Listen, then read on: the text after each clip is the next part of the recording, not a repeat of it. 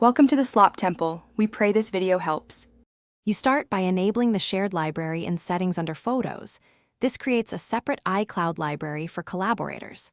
Once done, invite up to 5 people by Apple ID so everyone can add and edit. Make sure to choose an initial import, last year, specific dates, or pick photos manually.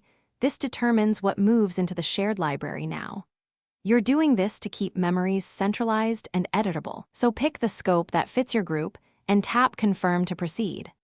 Now configure permissions and syncing so everyone works smoothly. Set who can add, edit, or delete items because these choices affect how memories evolve.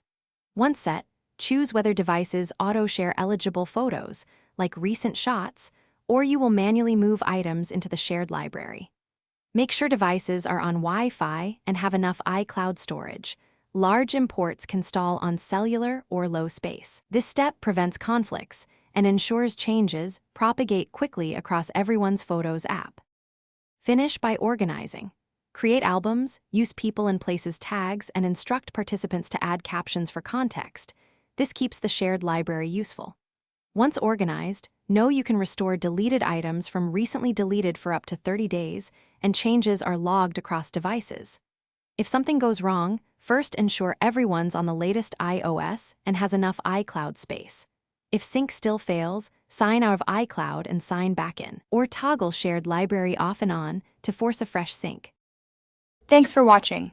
Consider subscribing if we helped you.